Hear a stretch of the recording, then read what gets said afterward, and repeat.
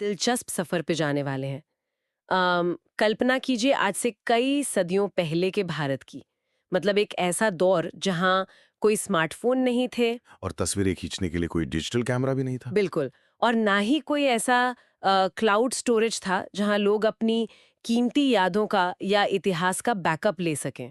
सही बात है। तो ऐसे में एक सवाल उठता है कि उस समय का समाज अपनी कहानियों को या राजाओं के युद्धों को या अपनी जो सबसे गहरी धार्मिक मान्यताएं थी उन्हें आने वाली पीढ़ियों के लिए कैसे सहेजता होगा। ये बहुत ही प्रासंगिक सवाल है और इसका जवाब हमें उन पुरानी चीजों में मिलता है जो आज भी बची हुई हैं। हाँ, जैसे कि कुचले हुए पत्थरों से बने रंगों में या फिर गिलहरी के बालों से बनी उस बारीक तूलिका यानी ब्रश में हम्म और ताड़पत्रों या महलों की दीवारों पर उकेरी गई बेहद बारीक आकृतियों में। बिल्कुल। और आज हमारे सामने जो रिसर्च पेपर्स और ऐतिहासिक दस्तावेजों का स्टैक मौजूद है ना, वो इन्हीं सब चीजों के बारे में है। एकदम सही कहा आपने। हमारा आज का मिशन ही यही है कि इन पन्नों में से राजस्थान की चित्रकला के उस जादुई और रंगीन इतिहास को डिकोड किया जाए। और ये समझना भी बहुत जरूरी है कि महज एक शौक के तौर पर शुरू हुई ये कला कैसे एक विशाल विजुअल डॉक्यूमेंटेशन में बदल गई। हाँ, और इसके सबसे पुराने सबूत आज की किन तहखानों में छुपे हैं, इस पर भी हम बात करेंगे। तो अगर हम इस पूरी चित्रकला के इतिहास को गहराई से देखें तो ये सिर्फ सजावट की चीज नहीं थी। अच्छा, तो फिर और क्या था इसमें? हमारे स्रोतों में जो दस्तावेज मौजूद हैं वो साफ बताते हैं कि ये कला दरअसल उस समय के समाज का एक आईना थी। मतलब एक तरह से वो लोग पेंटिंग्स के जरिए अपना पूरा लाइफस्टाइल रिकॉर्ड कर रहे थे। बिल्कुल।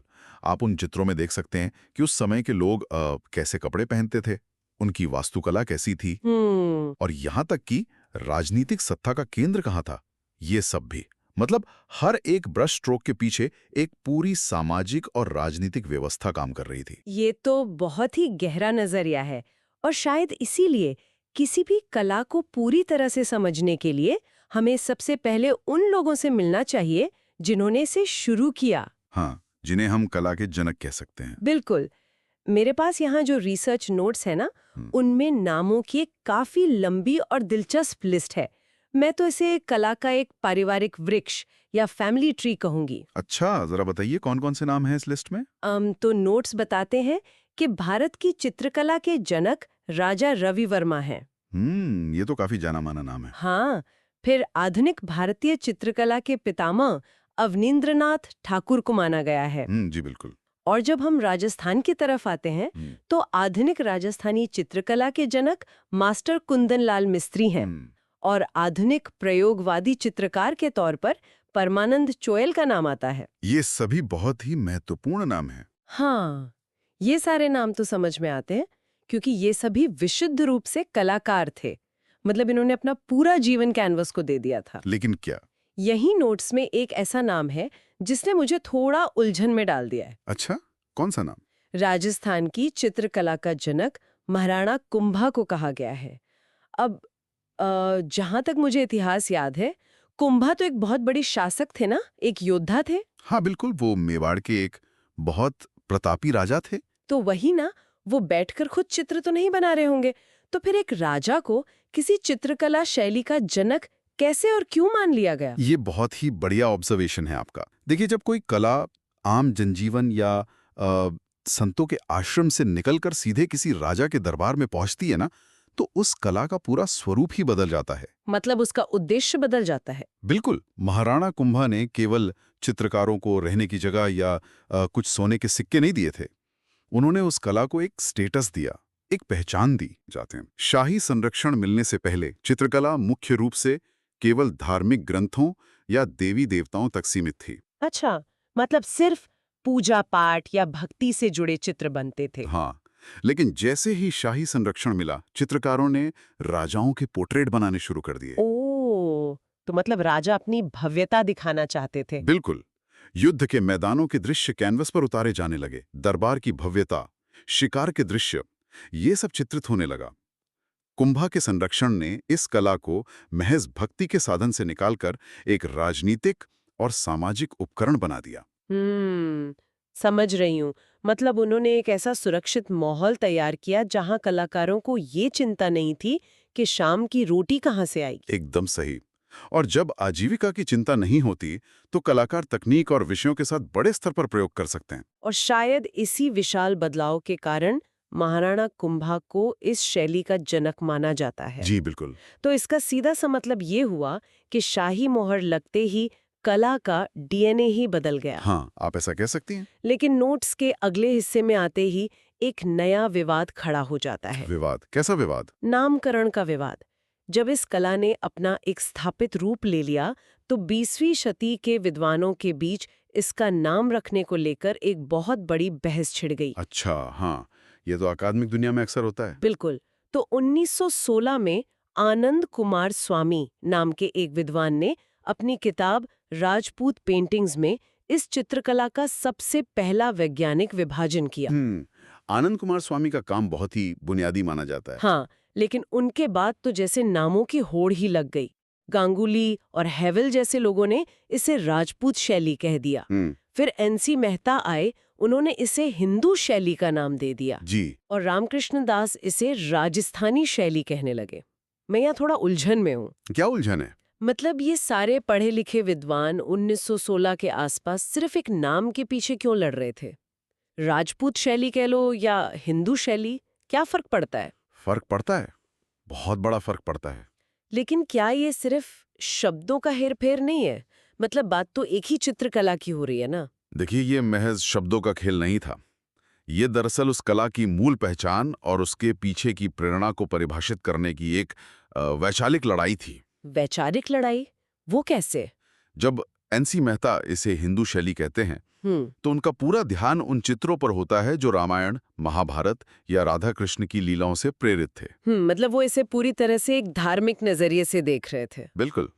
लेकिन समस्या ये है कि राजस्थानी चित्रकला में केवल भगवान के चित्र तो नहीं है ना। हाँ, अभी हमने बात की कि उसमें शिकार और दरबार के दृश्य भी थे। वही तो, उसमें मुगल दरबारों से क्रमावित चित्र भी हैं, आम जनजीवन भी है। इसीलिए रामकृष्ण दास ने जब राजस्थानी शैली शब्द का इस्तेमाल किया तो वो एक बहुत ही सटीक भौगोलिक और सांस्कृतिक पहचान थी, जो कि धर्म की सीमाओं से परे थी। एकदम सही। इसमें राजस्थान की धरती पर पनपी हर तरह की कला शामिल हो जाती है। अच्छा, अब मुझे समझ आ रहा है। और आनंद कुमार स्वामी का काम इसलिए मील का पत्थर है क्योंकि उन्होंने धर्म या जाति के चश्मे को पूरी तरह से किनारे रख दिया था। तो फिर उनका वैज्ञानिक विभाजन किस बात पर आधारित था? वो इस बात पर आधारित था कि ब्रश के स्ट्रोक्स कैसे हैं, रंगों का संयोजन क्या है। अच्छा, मतलब तकनीकी बारीकियों पर। हाँ, जैसे चेहरों की बनावट कैसी है, तीखी नाक या बड़ी आंखें, ये किस विशेष क्षेत्र की खासियत हैं। इन सब तकनीकी आधारों पर उन्होंने कला को बांटा। ये तो बहुत ही लॉजिकल है। हाँ। अब मुझे समझ आ रहा है कि ये बहस इतनी लंबी क्यों चली। ये दरअसल एक कला को किसी एक छोटे से डिब्बे में बंद करने और उसे उसके पूरे भौगोलिक फैलाव के साथ देखने के बीच की जद्दोजहद थी। बिल्कुल सही पकड़ा आपने। और अगर हम इस कला के फैलाव की बात करें ना, तो मेरे स्रोतों में एक बहुत ही अजीब और सच कहूं तो हैरान करने वाला तथ्य है। अच्छा, ऐसा क्या है? तिब्बत के एक इतिहासकार हुए हैं तारानाथ। तारानाथ? हाँ, उन्होंने अपनी किसी किताब में मरुदेश यानी जो आज का मारवाड़ है, वहां के राजा शील के दरबारी चित्रकार श्रृंगधर का जिक्र किया है। जी। और नोट्स साफ साफ कहते हैं कि इस श्रृंगधर को राजस्थान का प्रथम चित्रकार माना जाता है। ये ऐतिहासिक रूप से काफी महत्वपूर्ण जानकारी है। लेकिन मेरी हैरानी इस बात पर है कि तिब्बत के बर्फीले पहाड़ों में बैठे किसी इतिहासकार को राजस्थान के तपते मरुस्थल में पेंटिंग कर रहे एक चित्रकार के बारे में कैसे पता चला? इन दोनों के बीच भला क्या कनेक्शन हो सकता है? ये कनेक्शन बहुत ही दिलचस्प है। ये प्राचीन व्यापारिक और सांस्कृतिक मार्गों से होकर गुजरता है। अच्छा, मतलब सिल्क रूट या वैसा कुछ? हाँ, बिल्कुल। उस दौर में ऐसा नहीं था कि कला किसी एक राज्य की सीमाओं में पूरी तरह कैद थी। जब व्यापारी, बौद्ध भिक्षु या विद्वान इन व्यापारिक रास्तों से यात्रा करते थे ना, तो वो अपने साथ केवल मसाले या रेशम ही नहीं ले जाते थे। वो पांडुलिपियां, चित्र और कला की तकनीकें भी एक जगह से दूसरी जगह ले जाते थे। ओह, मतलब ज्ञान और कला का भी व्यापार या आदान प्रदान होता था। बिल्कुल।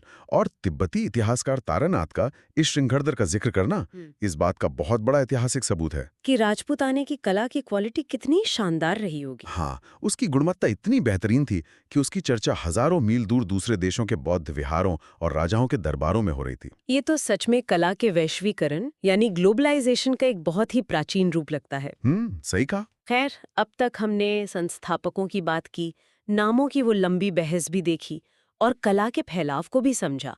लेकिन इन सब बातों के सबूत आखिर हैं कहाँ?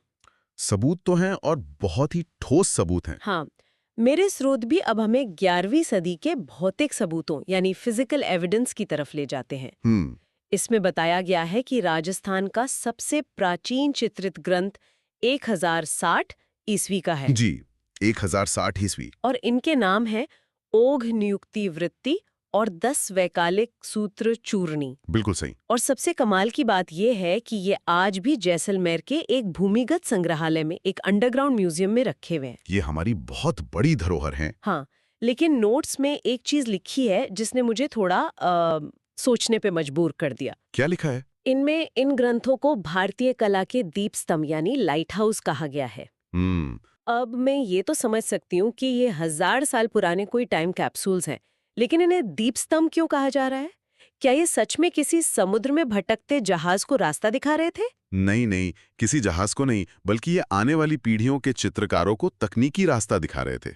तकनीकी रास्ता? वो कैसे? देखिए, आज जब हम किसी किताब की कल्पना करते हैं तो हमारे दिमाग में सफेद कागज और उस पर प्रिंटेड अक्षर आते हैं। हाँ, बिल्कुल। लेकिन 1060 ईस्वी के ये ग्रंथ ऐसे बिल्कुल नहीं है। ये कागज पर नहीं, ताड़ पत्रों पर उकेरे गए हैं। ओ, ताड़ के पत्तों पर। हाँ, और ये केवल कहानियों की किताबें नहीं है, ये अपने आप में पूरे के पूरे तकनीकी मैनुअल हैं। मैनुअल? जी मतलब इनमें कला सिखाने के तरीके लिखे हैं? बिल्कुल। इन ग्रंथों में रंगों के संयोजन का जो विज्ञान है ना, वो आज भी आधुनिक कलाकारों को हैरान कर देता है। अच्छा, ऐसा क्या खास था उन रंगों में? उस समय आज की तरह कोई सिंथेटिक रंग या ट्यूब कलर्स तो थे नहीं। हाँ। गहरे नीले रंग के लिए लाजवर्त पत्थर को बहुत ही बारीकी से पीसा जाता था। बाप रे, पत्थर को पीस के रंग। हाँ। और लाल रंग के लिए हिंगुल का इस्तेमाल होता था।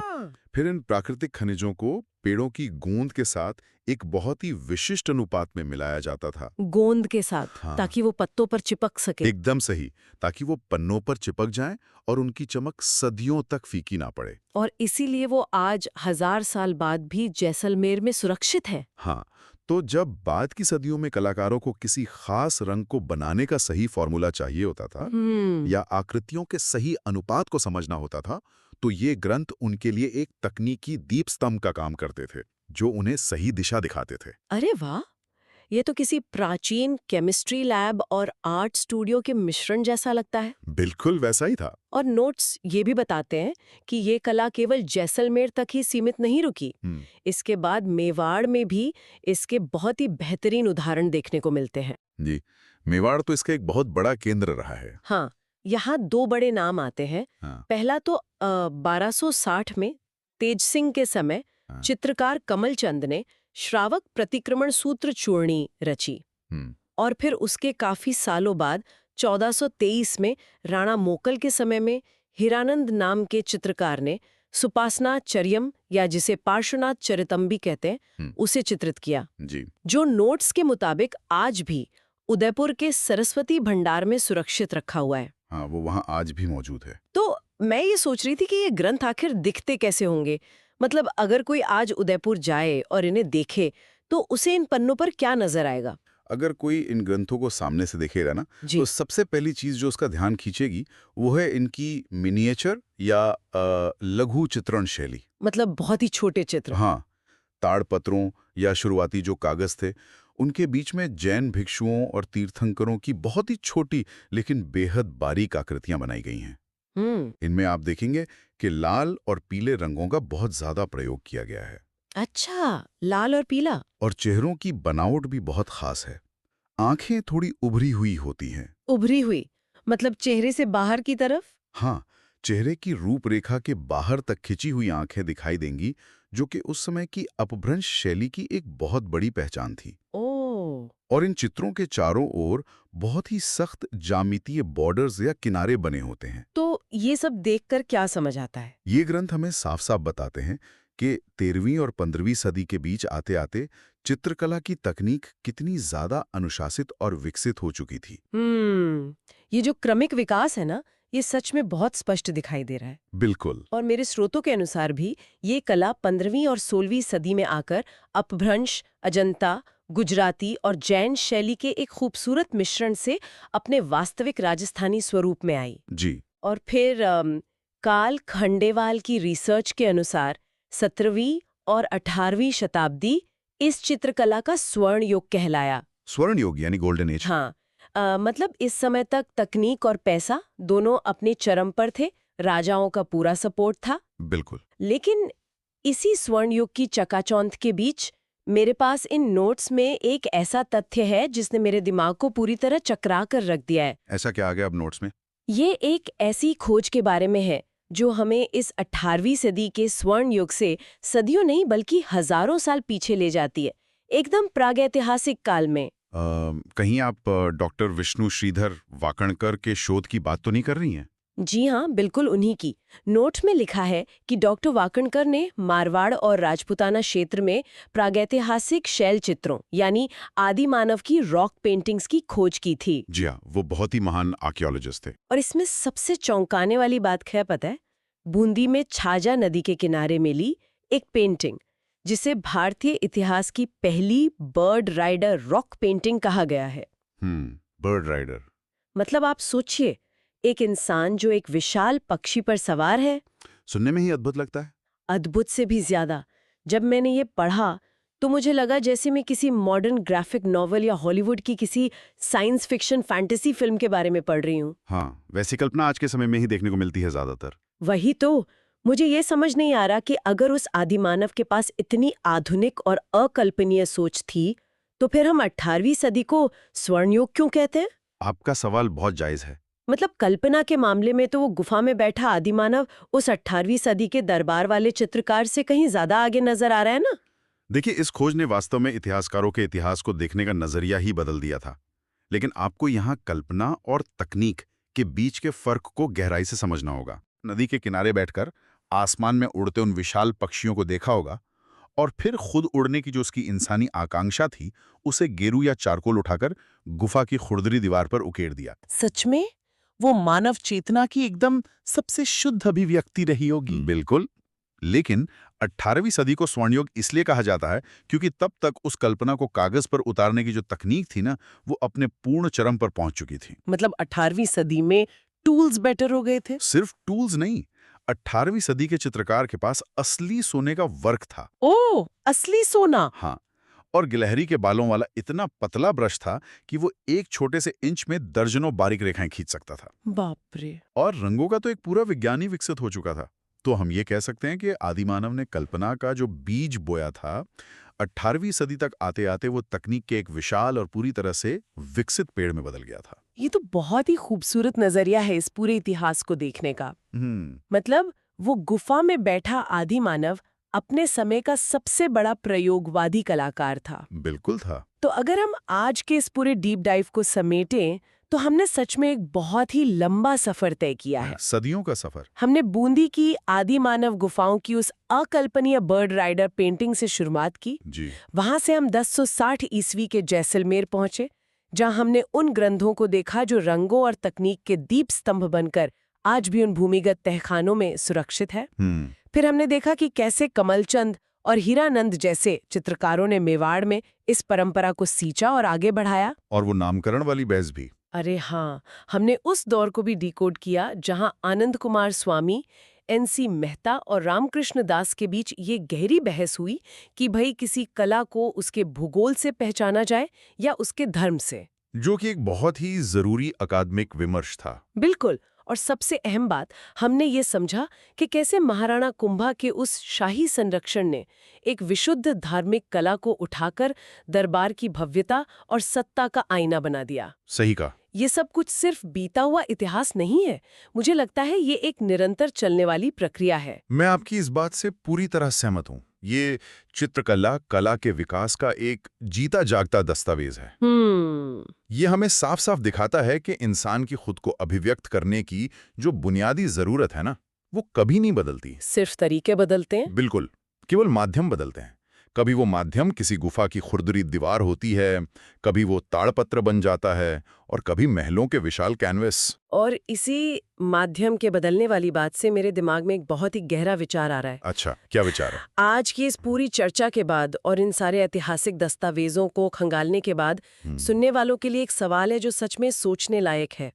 बताइए। जरा सोचिए, हमारे पूर्वजों ने अपने इतिहास, अपनी मान्यताओं और उस बर्ड राइडर जैसी अपनी सबसे जंगली कल्पनाओं को कैनवस पर, ताड़पत्रों पर और खुरदरी गुफाओं की दीवारों पर सहेज कर रखा। जी बिल्कुल रखा। और उन्हीं सबूतों को आज हम बड़े बड़े संग्रहालयों में खोज रहे हैं, उन्हें डिकोड कर रहे हैं और उस पर आज घंटों चर्चा कर रहे हैं। तो अगर कोई सोचे कि आज से हजारों साल बाद जब भविष्य के इतिहासकार हमारे इस डिजिटल युग की खुदाई करेंगे तो वो क्या पाएंगे? ये तो बहुत ही दिलचस्प सवाल है। हाँ, वो हमारे सभ्यता की कला का स्वर्ण युग किसे मानेंगे? क्या वो हमारे डिजिटल आर्ट, हमारे इंस्टाग्राम फीड्स और रोज वायरल होने वाले मीम्स का कोई वैज्ञानिक विभाजन कर रहे होंगे?